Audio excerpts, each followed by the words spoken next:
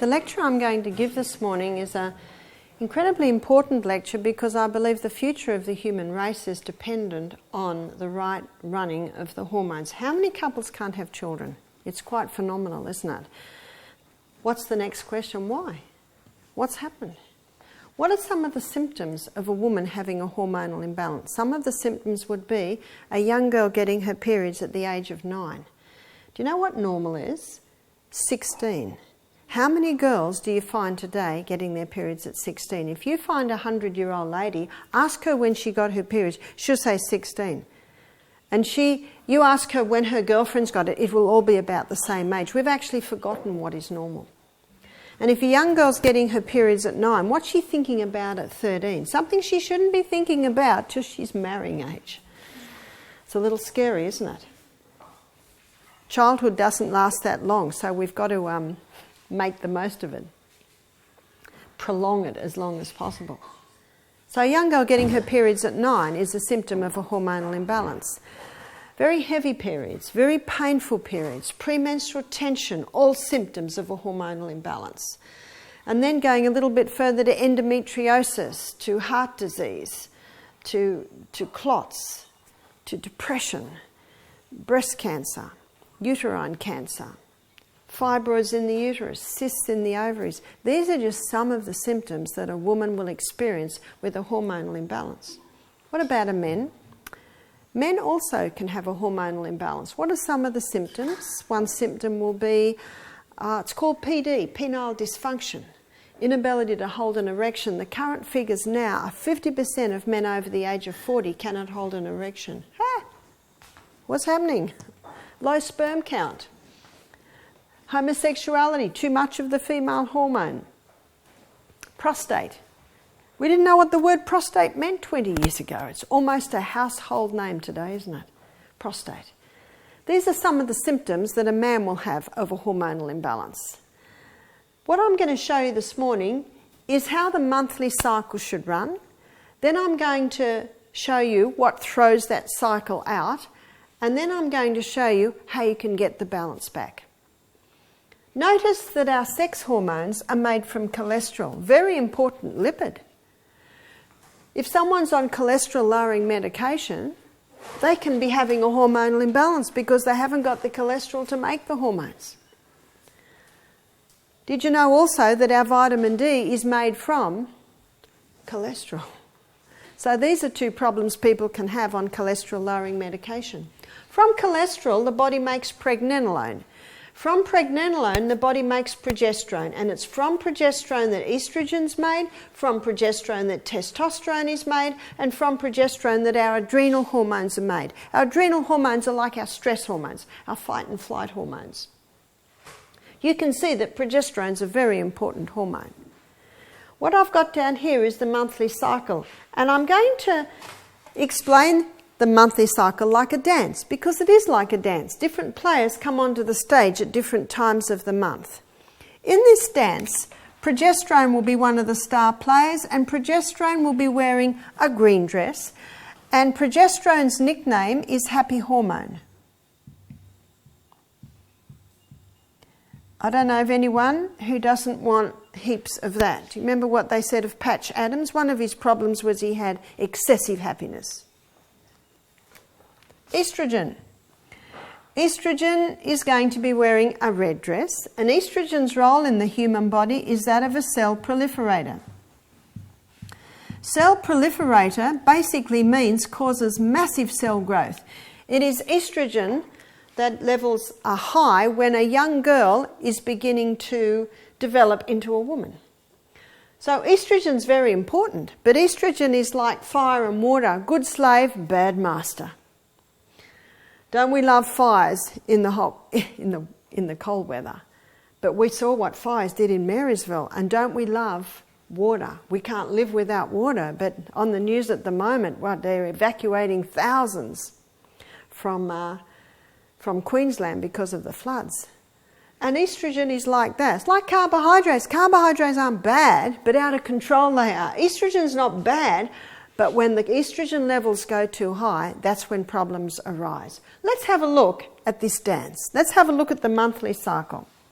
Day 1 is the day that a woman begins to menstruate. Day 1 of the cycle, progesterone levels are low. So progesterone is backstage, so to speak. Day 1 of the cycle, estrogen levels are low. But by day 7, estrogen levels are rising up until day 11, where estrogen is now the star player in the dance. Let's go to the stage where the dance is being played out, which is the reproductive organs of a woman's body. This is the uterus, these are the fallopian tubes, they're the ovaries, that's the cervix, and this is the birth canal or the vagina. Let's have a look at what estrogen is doing this time of the month. Estrogen, with being a cell proliferator, is causing massive cell growth in the lining of the uterus, causing the blood nest to develop for the possibility of a little egg and sperm might meet and it will nourish. Estrogen is also causing massive cell growth in the ovaries to cause an egg to develop. Estrogen is also causing massive cell growth in the glands that feed the birth canal, releasing a lubricant. By day 14, a fully developed egg bursts forth from the ovaries. The little fingers on the end of the fallopian tube pull the egg up into the tubes, and the tubes are ever moving, ever pushing that egg upwards. There is no need for estrogen anymore, and estrogen's been given the message you can go backstage now. Your dance has finished. The little hole where the egg bursts forth develops a blister, and that blister is called the corpus luteum. I'm drawing it in green because it is the main site of progesterone production in a woman's body. Can you see how important it is for a woman to ovulate? Because when she ovulates, her corpus luteum's developed, and when it's developed, it is the main site of progesterone, happy hormone production in a woman's body. What other effect does progesterone have? Because by day 14, with the production of corpus luteum, or the development of corpus luteum, progesterone levels rise. So progesterone is now the main player in the dance. Progesterone has a ripening effect on the lining of the uterus.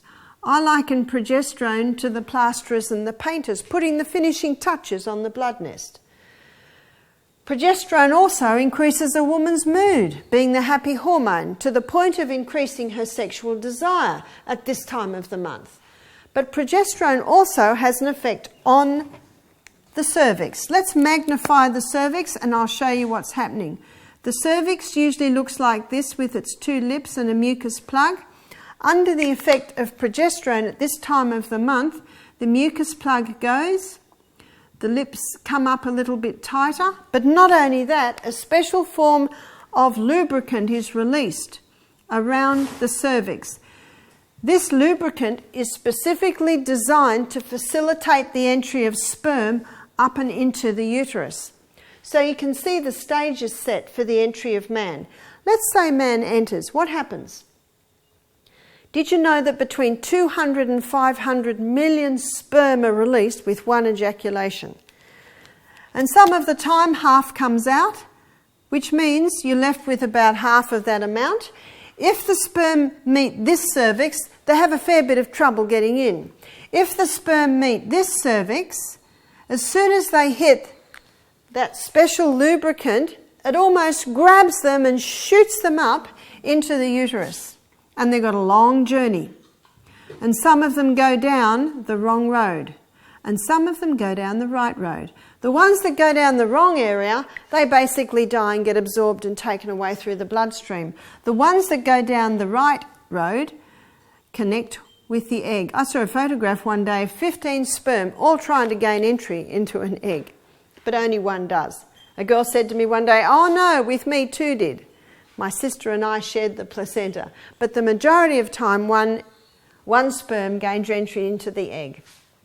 As soon as that sperm gains entry into the egg and the cells divide, with that division to produce the first 2 cells, did you know that the DNA is perfectly intact for the production of a new human being? Isn't that amazing? All the information in those first 2 cells of a new human being. Quite amazing. But the fallopian tube is ever pushing, so that little union travels down and eventually settles into the lining of the uterus. I was reading a book recently about this, and it was saying how at a certain stage those epithelial cells, they weaken a little bit so that that union can get in, and they shoot out 2 things like hockey straps, connect and pull themselves in. It's just fascinating what science can tell us about this. Isn't it a miracle that you and I are here when you have a look at everything that must be in place for a new human being? What happens if those cells connect and begin to divide to make a new human being, or pregnancy begins? Progesterone levels soar 200%. I've had ladies say to me, it was the best time of my life. I said, yes, your progesterone levels were very high. I was pregnant or breastfeeding non-stop for 14 years. I breastfed 3 months into every pregnancy. Some people go, oh, you poor thing. I say, no, it was wonderful. I did love it. Progesterone levels must have been nice and high. That helps. By the way, what would be the reason for postnatal depression? It would be a lack of progesterone. It actually can be that simple. And we'll look at that a little bit more in a minute. But let's say the connection did not happen. By day 26, progesterone levels are dropping. By day 26, estrogen levels too are dropping right down. So progesterone and estrogen now are going backstage. When both of those levels drop, the blood supply to the uterus cuts. And when the blood supply cuts, the blood nest comes away. And once again, we are at day 1 of the monthly cycle. Let me tell you something about sperm before we go on. How does sperm survive? Because it is an alien to a woman's body. Well, when sperm goes through the prostate gland of a man, it takes on an immune suppressant property. So that when sperm goes into a woman's immune system rises to attack. The immune suppressant property of sperm knocks her immune system back and survives. But did you know that woman's body has memory? And every time her husband enters her, the immune system rises and goes, oh, it's okay, it's husband. We'll just stand back. But can you see how dangerous it can be when a woman has multiple partners? It can really knock back her immune system. What about a pap smear? A pap smear is a little graze or a nip taken out of the cervix to test for abnormal cells. Let's say a woman has a pap smear. That night she is intimate with her husband. The team that has come to the aid and to heal that little scrape, when sperm enters, they basically have to stand back because they cannot function in the presence of sperm because of the immune suppressant property. And let's say it happens in the evening, in bed, and the woman does not rise till the morning. Because the sperm lays there all night, the team can't get back on healing the cervix. Now let's say she's not till the morning. Let's say she's a very sexually active woman. It's happening 2 nights out of 3. 6 months later, she has a pap smear, and they just happen to take it on the same area, abnormal cells. What caused the abnormal cells? The first pap smear that was never able to heal. A woman should be told that for 4 weeks after a pap smear not to allow sperm to enter her. Would it take 4 weeks to heal? Not in a healthy woman. But there are some women who don't walk, who don't eat natural food, who don't drink their water, who are having too much coffee, too much wine, too many cigarettes. It would take 4 weeks in that woman. So 4 weeks is said basically to cover women whose bodies aren't functioning effectively. One lady said, my husband couldn't wait 4 weeks. I said, well, he has to wear a condom or use withdrawal method. The sperm must never enter it to allow that wound to heal. That's how the monthly cycle should run. But in many people, it is not running like that. Why? Newton's third law of motion states that to every action there is an equal and an opposite reaction. What has happened? That this cycle is being disrupted. Number one, let's make a list of what is causing a disruption of this cycle. The proverb goes even so far as to say the curse causeless shall not come. In other words, no problem happens without a cause. Well, it happened in 1957. It began in 1957. Women wanted to be able to have sex without falling pregnant, and so the contraceptive pill was introduced to women. Men and women are, and will continue to pay a very high price for this so-called sexual freedom. What is the pill? The pharmaceutical companies grow acres and acres of Mexican wild yam. From Mexican wild yam, they can extract a phytochemical called diosgenin, and in a laboratory, diosgenin can be converted to progesterone. It's called progesterone because it has an identical molecular structure to the progesterone that is made in a woman's body. But they can't patent that. You can only patent something new. That's why the pharmaceutical companies can't patent sodium bicarb, yeah? It's just a naturally occurring substance. So they add a few more atoms to one area and come up with a synthetic estrogen. A few more atoms are added to another area and synthetic progesterone is created. These synthetic hormones are what is in the pill, and when those synthetic hormones are fed into the biochemical pathway that your body uses to make its own hormones, it causes a slight disruption, and that's what they want.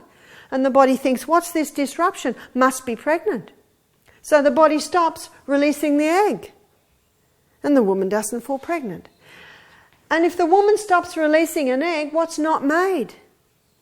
Corpus luteum is not made.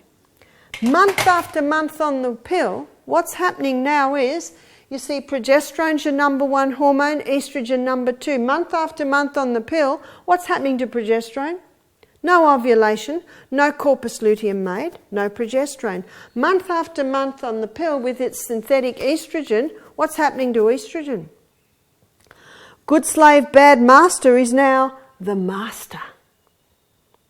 And it is this situation called progesterone deficiency, estrogen dominance, that is causing all the problems that we are seeing. What does the cycle look like now?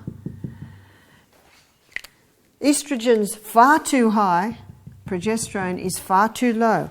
And what does the woman feel like 1 week before her monthly cycle? Watch out, she'll bite your head off. It's called premenstrual tension. The part of time of the month where the progesterone should be high is not there. I said to one lady, do you have premenstrual tension? She said, no, I just hate my husband for a week every month. She's got it. How many women think it's normal and how many men think it's normal? I've got some good news today. It's not normal.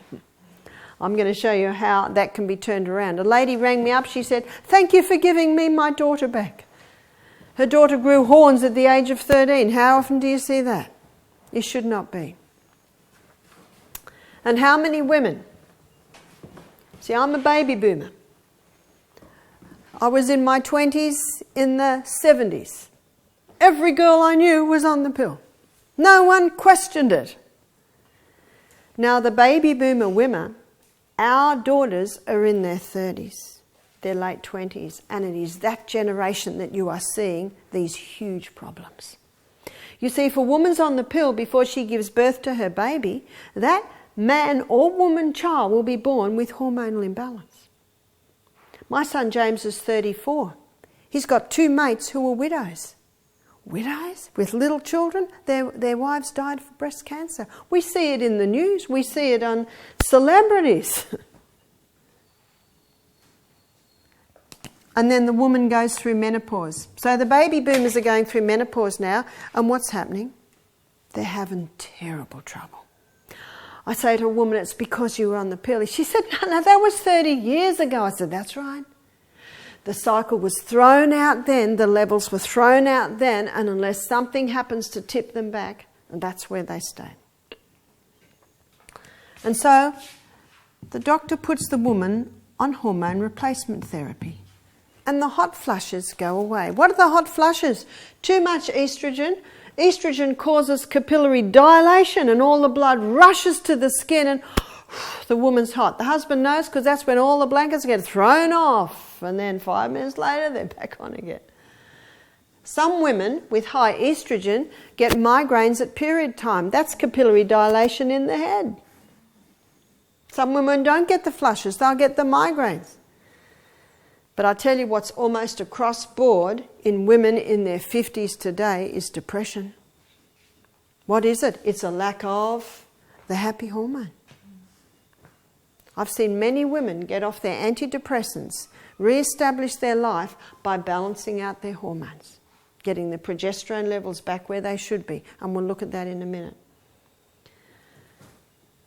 So what happens with HRT? Because HRT is more of these synthetic hormones. Why does it stop the flushes? It tricks the body into thinking it's pregnant, so it puts its energies back into the uterine breast area. One lady said to me, 6 years on HRT, a lump developed in her breast. She had breast cancer. The doctor took her off HRT immediately. Why did he do that? He knows. He knows it causes breast cancer. So you say, why do you do it? And he will say, she was suffering and it brought her relief. Because not every woman will get breast cancer, but a high amount do. One lady said to me, I'm on HRT, I love it, it makes my life bearable, I'm willing to take the risk. But what most people don't realise is there's a third option. Most people think you suffer or you take the drug with its side effect, but there is another option. And because the pharmaceutical company cannot patent progesterone, then most doctors are unaware of it.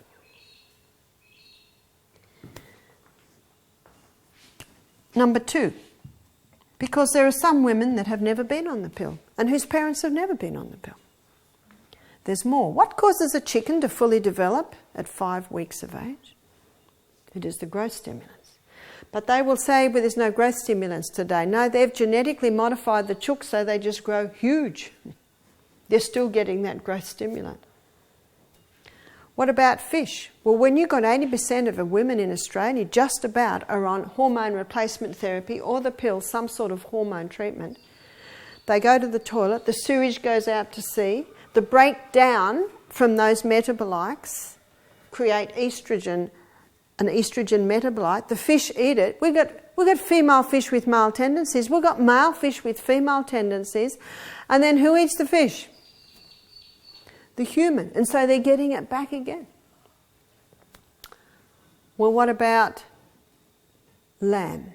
What about cattle? Well, by law, Australian cattle farmers are not allowed to give their cattle growth stimulants. But we had a cattle farmer's wife here a year ago. She said once a fortnight the pharmaceutical companies knock on their door. They knock on her door and they know that they don't use it, but they're still knocking on the door. How much are they knocking on the door of the ones that do it? Because she said, we know they do it. But they stop it 5 months before market and it's not picked up in the blood test. And she told me that Australia is exporting meat, they're testing the tissues overseas, finding the growth stimulants, and they're sending the meat back. I don't want to think about where that meat goes. So if it's in the meat, it's in the product. Lentils are sounding more attractive all the time, aren't they? We're going to show you how to make them taste fantastic. Number 3, plastics. It's a plastic age, isn't it? Plastics are big today. I'm reading a fascinating book at the moment. A Canadian girl gave it to me. It's called Slow Death by Rubber Duck. And a fascinating story about how this group of women in Toronto, America, they campaigned to have the nasty plastics taken out of babies' bottles. Only there. That's a little scary, isn't it? You see, what gives the softness to plastic bottles is nonylphenols. And that is why the dashboard of new cars, it doesn't crack anymore. Remember when the dash used to crack? It doesn't now. It's got nonylphenols in it. And most plastic bottles have that softness. There's another phenol that's called bisphenol A. It's called BPA. And that's the one that you'll find lining the tins, lining plastic tins. Estrogen has a phenyl ring. Nonyl phenols and bisphenol A all have the phenyl ring. And that phenyl is the key that unlocks the door into the estrogen receptor site on the cell. So when plastics are not so much consumed, but the food that touches them or is exposed to them, the person is taking those estrogen mimickers in. Let me just show you here the effect of the different estrogens. So here is an estrogen receptor site. So we only need 3. This is a cell, 3 cells with 3 estrogen receptor sites. And I want to show you the difference between the different estrogens. This is a xenoestrogen. So your xenoestrogens come from your plastics, come from your herbicides, insecticides. You know what side means? It means to kill. So when a person's eating a lot of food that is grown with herbicides, insecticides, they're getting this, and also your chemicals.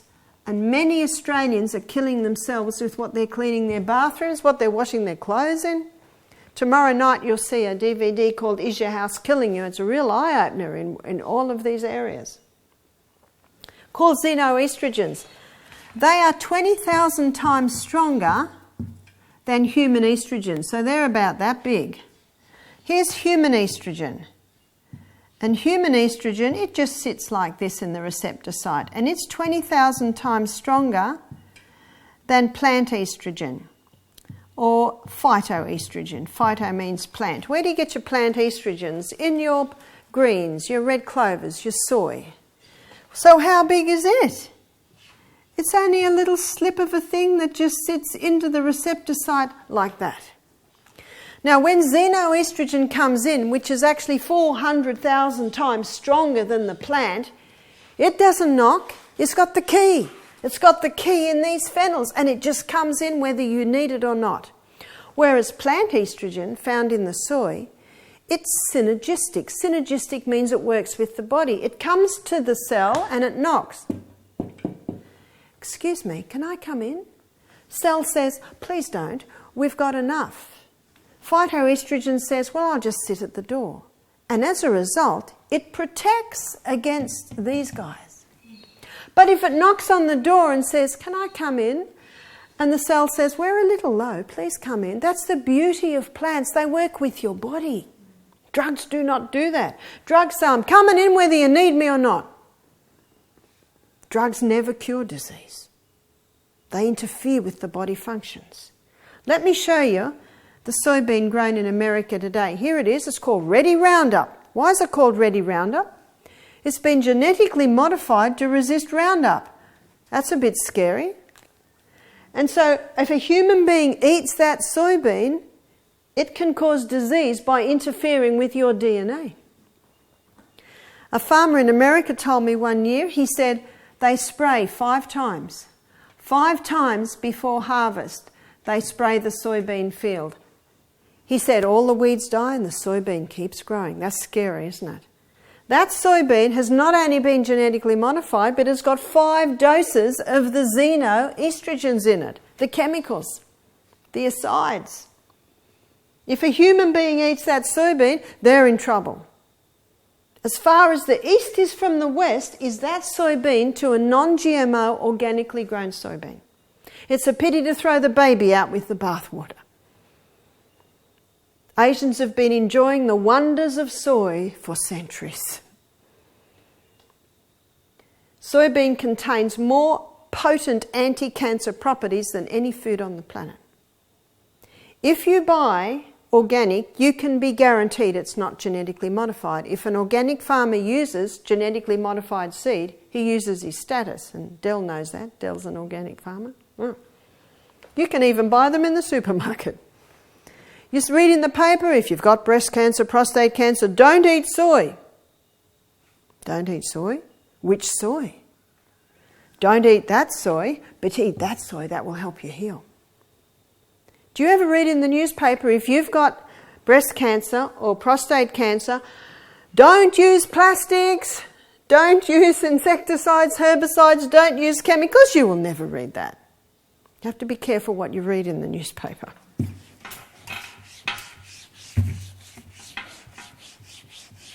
A friend of mine did a thesis on soy. When people ask her the soy question now, she says it's as simple as this. I say to them, God made soybean good, man mucked it up, end of question. So you can see when people are having the hormonal imbalance, it could be one of these, it could be two, it could be three. In every case, I find there are different threads that are coming together to create the situation. Get the chemicals out of the home. They're dangerous. Have a chemical-free home. You'll be the winner.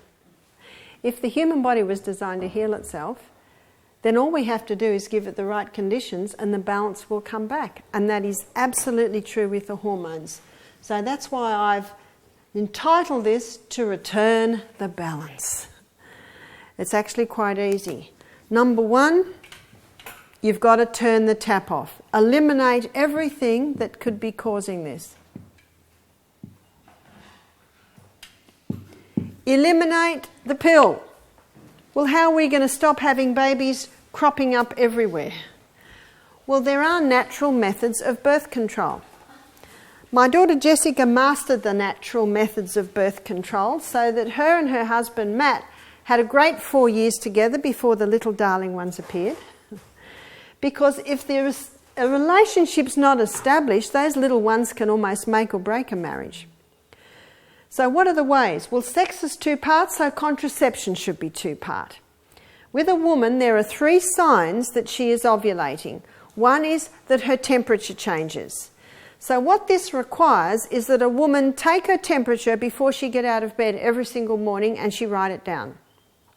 And she will find as the month goes, the temperature will go up and down just a little, then it'll drop and then go up onto a higher plane.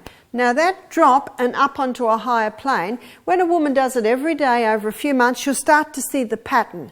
Dropping and going up onto a higher plane is an indication that ovulation has begun. That's one sign. The second sign is testing the vaginal mucus. Most of the time the vaginal mucus is thick, white, but at this time of the month, progesterone high, it becomes a lot more profuse and it's very clear and sticky. So she will also note that. And the other sign is that the cervix changes, and that can be simple as checking that every day and noting that, the changes that are happening in the cervix. These 3 signs coming together are basically a foolproof way of knowing when a woman's ovulating. We've heard of the rhythm method, the Billings method, but this is the only one I know that actually takes the whole 3 signs that all come together. Most women will ovulate from about day 14 to maybe about day 23, 24. So you can guess, but sometimes accidents happen with guesswork. I know my last child was born because I suddenly went to a 33-day cycle and I was guessing, and William's here. So it takes the guesswork out of it a little bit. So for a man, he masters the art of withdrawal or uses condoms just at that time. And that is how Jess and Matt had a great 4 years before babies came. I guess 3.5, there was 9 months of pregnancy there. So that's how you can eliminate the pill. My daughter Jessica says it like this. She says women should be taught that they're born with a treasure. This is my romantic daughter's way of explaining it. They're born with a treasure and they're sacred. They're to sacredly guard that treasure. They're not to let robbers take the treasure or they'll just stomp it into the ground and won't value it at all.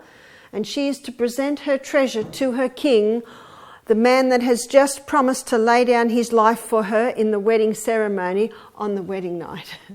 And he will treasure her treasure. Beautiful illustration of maybe keeping that till the wedding night. I say sex is the cherry on the cake. It's fantastic, but leave it as the cherry on the cake because the best time is with someone that you love very much. So it's also education. It's also educating young people in that way.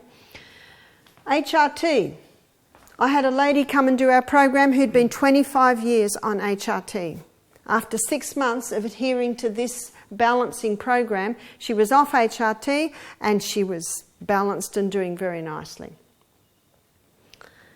Eliminate the meat. If a person wants to eat meat and its product, it must be organic. I do not believe at this stage in 2012 on planet Earth that there's an option. It's just too dangerous today because of what is happening to the meat, what's being given to the meat, what they're being fed, how they're killed, the whole lot. Not only that, how it's stored. There was a 60-minute show a couple of years ago showing green meat and showing you pour this chemical on, it fizzes up and it goes red, and then a little bit scary, isn't it? Lentils are sounding more attractive all the time. Eliminate the plastic. I think it's impossible to eliminate plastic. Such handy stuff. But just become aware of your safer plastic, your plastics that doesn't have the nonylphenols in them. The harder plastic usually doesn't have the nonylphenols in it. You've got to read your labels, go to glass, even go to the second-hand shop. They've always got a huge box of big glass jars right up the back. You can also get Pyrex containers with Tupperware lids. The problem is when the plastic's heated. So if you've got a hot leftover stew in your little Pyrex, put a little china plate on top till it cools and then maybe put your plastic lid on top. You can pay 10 cents in Target and get a starch plastic bag. When I was in Samoa a few years ago, all their plastic bags are biodegradable. I thought, well, if Samoa can do it, why can't we? But that was 8 years ago, and there's a lot more biodegradable plastic happening today. So just be very mindful of that. I think one of the scariest things is when children are being fed altered cow's milk, which is what all your S26, etc., are, in plastic bottles heated up in microwaves. That's a little scary. Those babies will all be having endocrine problems by about the age of 9 and 10. That's why education is powerful. And it was exciting reading in Toronto, all these ladies with their little prams and slings making this protest against the phenols in the babies' plastic bottles. And it was basically, and they're not there now. It's just often getting someone who'll actually pull all that together, isn't it? And they always make a decision quickly when the babies are crying and running under the table and let's get this over and done with. Aside, side means kill, go organic. The more people in Australia that demand organic, the more organic there will be. Where's your dollar going? Be very careful whose pocket your dollar goes in. I'm fussy on where my dollar goes. I'm not interested in supporting the multinationals. Go for your organics, because as I said, the more people that demand them, the more they will be. And get a fork and log into the Lost Seed on the internet. It's a fantastic non-hybrid, non-GMO group of seeds from a friend of mine in Tasmania named Karen Martin. And I have never had such a strike rate with these seeds, 99.9% strike rate with the Lost Seed. And with every packet you get, she'll give you the whole history of where this lettuce came from or where this... And it's beautiful food. Chemicals, get the chemicals out of your home. Do you know, you can save so much money. All you need to do at the supermarket is buy a 2-litre bottle of white vinegar and a packet of sodium bicarb. They're about $2.50. Oh, and a little thing of gumption. That's about all you need.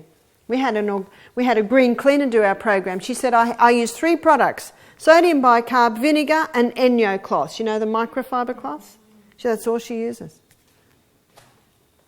Well, what do you use for antibacterial? We don't need antibacteria unless we've got bacteria. And it's only there if the house is not clean. Most people are killing themselves with these antibacterial. How many bugs are in the hospitals today are immune to all the antibacterials? They're actually just not doing it. Do you know Florence Nightingale had no antibacterial? She just cleaned it up. Number 2. Your liver has the ability to detoxify you from excess estrogen. So part of getting the balance back is getting rid of the excess estrogen. Your liver takes estrogen down one of two pathways. One pathway is the hydroxy-2 pathway. The other pathway is the hydroxy-16 pathway. Now, if the estrogen goes down the hydroxy-2 pathway, it is taken out of the body. If it goes down the hydroxy-16 pathway, it comes back into the body 100 times more toxic. Let's call it highway 2 and highway 16. We don't want highway 16. When I memorise things, I use little keys. 16's complicated. We don't want the complicated one. You want the highway 2. So what I'm going to do now is give you a list of herbs and foods and vitamins that will encourage highway 2 and discourage highway 16. Cabbage. The cabbage family contain indoles. And indoles are phytochemicals that stimulate highway 2 and discourage highway 16. So that's your broccoli, your cabbage, your Brussels sprout, your cauliflower, and your organics have a far higher content of the indoles. Flaxseed and chia seed both contain lignans. Lignans are another phytochemical that encourages highway 2 and discourages highway 16. Licorice. I'm not talking about Darryl Lee, I'm talking about the herb licorice. Have you ever had blackadder? It's a herb tea bag that's got peppermint, licorice, aniseed. Very nice. Might be as simple as having 1 or 2 drinks of that a day. But if you have high blood pressure, eliminate the licorice, because if your blood pressure's high, it can boost it up again. And vitamin B6, vitamin B9, vitamin B12. These 3 vitamins have the ability to discourage highway 16, encourage highway 2 in the pathways in the liver. We have been giving you a mix that's called Super B, and it has B1, B2, B3, that's for your energy cycle, B6, B9, B12 to encourage highway 2 and discourage highway 16. It's a great little mix. And number 3, Australia sells a cream called the Anna's Wild Yam Cream. And the Anna's Wild Yam Cream contains the phytochemical diosgenin. And when diosgenin is absorbed through your skin to the fat cells, which is what you do with this cream, it stimulates the biochemical pathway that your body uses to make its own progesterone. The wild yam cream doesn't contain progesterone, but it has the starting blocks to stimulate your body to make its own. You'll find on the website some people will claim it's only the progesterone cream that you can use. It's illegal to prescribe progesterone cream in Australia. It's illegal to sell it. In America, you can buy it off the shelf. But when I go to America every year, I meet women who've been on this progesterone cream for a couple of years and it's not doing it. That's because if you put something into the body that the body makes, the body gets lazy. It says, I don't have to make this anymore. There's enough coming in. So the Anna's Wild Yam Cream is actually superior because it stimulates this pathway that your body uses to make its own. The Anna's Wild Yam Cream needs to be applied by a woman twice a day, every morning and every night. So the easiest thing is to put it next to the bed. Wake up, there it is, put it on. Before you go to bed, see it again, put it on. And women will apply approximately 1/3 of a teaspoon. It's a good idea, the first time you do it, to get a teaspoon, level it off, take 1/3 out, have a look, and then you've got some idea what to be doing every morning and every night. Where is it applied? To the tender parts of the body. Maybe the face this morning, the neck tonight, the chest tomorrow morning, inside of arms another time, abdominal another time, inside of thighs another time. You alternate the spots. And a woman will apply it 3 weeks a month. If a woman is menstruating, she applies it for the 3 weeks that she is not menstruating. So you will see the 3 weeks she applies it is the time that the progesterone is naturally high. If a woman has finished menstruation, she just chooses 1 week a month where she does not apply it. Some women find it much easier to eliminate the first or the last week of the month when they apply it. How long would a woman need to be on it? Maybe a year, maybe 2. Your body will tell you. One lady was on it for 1 year. Her blood loss halved every month when she went on it. She was bleeding too much. She said after a year she stopped. She was menopausal age and hot flushes started to come. So she went back on the cream. She tried another 6 months later and the flushes didn't appear. Can you see that? If you stop it, the symptoms return. What's the body saying? A little bit longer, please.